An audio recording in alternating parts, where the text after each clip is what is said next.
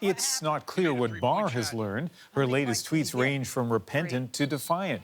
Don't feel sorry for me, guys. I just want to apologize to hundreds of people and wonderful writers, all liberal, and talented actors who lost their jobs on my show due to my stupid tweet, adding, I'll be on Joe Rogan's podcast Friday. She seemed to blame the sedative Ambien, which has gained a reputation for alarming side effects. Guys, I did something unforgivable, so do not defend me. It was 2 in the morning and I was Ambien tweeting. The drug maker responded, racism is not a known side effect. No one is defending her comments. They're inappropriate, but that's what the point that he was making. Donald Trump accused ABC of a double standard, tweeting Bob Iger of ABC called Valerie Jarrett to let her know that ABC doesn't tolerate comments like those made by Roseanne Barr. Gee, he never called President Donald J. Trump to apologize for the horrible statements made and said about me on ABC. And where was the apology from Bob Iger for ESPN hiring Keith Olbermann after his numerous expletive-laced tweets attacking the president as a Nazi? Others tweeted anger over the loss of a show that spoke to Trump's America. The 30-plus million viewers who watched Roseanne should boycott the network, wrote one commentator, who seemed to equate Barr comparing a woman of color to an ape, with Jimmy Kimmel mocking Melania Trump's accent. Amid the online firestorm, a compelling observation from Kareem Abdul-Jabbar, the basketball legend turned culture critic. Ironically, Roseanne is one of the most liberal shows on TV with a clear agenda of tolerance and compassion, he wrote. Indeed, it has depicted the Connors grappling with their transgender grandchild or seeing past their own racist impulse towards Muslim neighbors. Jabbar wrote, Roseanne's tweets may give solace to other racists, but they have no real impact in changing minds. The show, which reaches millions, can affect people by showing tolerance and compassion on a weekly basis. Well, let's get a U.S. perspective on all that's happened in the last 36 or so hours on this story. And Washington Post columnist Alexandra Petri has been writing about it. And what do you think all of this says about the state of politics and debate in the United States?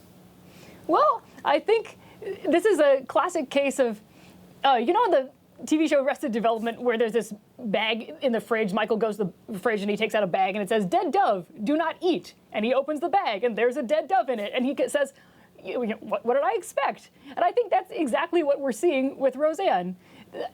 As long as she's been on Twitter, these have been the kind of things she's been saying.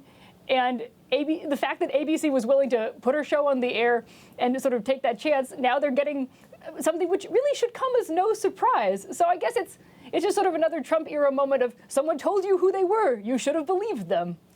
But I guess, you know, she came close to a line before, but didn't quite cross it. This time she crossed it.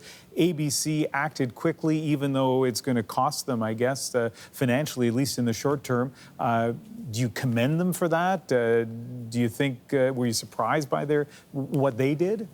Well, I'm always surprised when someone takes a principled stand and does anything. So that's always a positive good. But I do think it wasn't as though she hadn't crossed this line before. The kind of thing she's been tweeting, she tweeted something analogous about Susan Rice, the same sort of comparison, and like fraught with the same deep racism.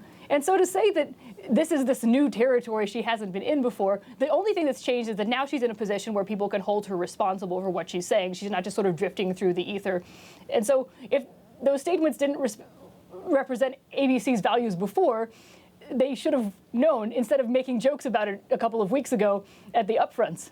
Few things have surprised me in this. Comments from people like Kareem Abdul-Jabbar, which we heard just a while ago, but also from Bill O'Reilly, the former Fox primetime host, an icon of the right in the United States.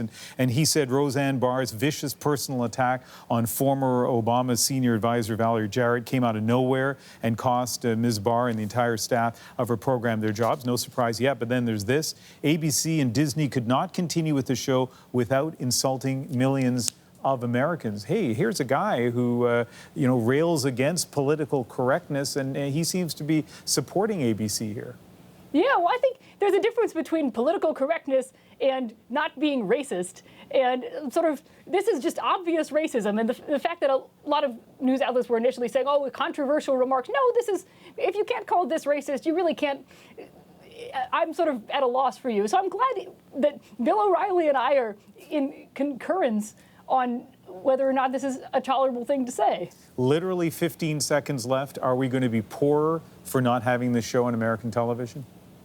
No, but I think there's room for a show that could fill this position that's different. Alexandra Petri, thank you very much for speaking with us.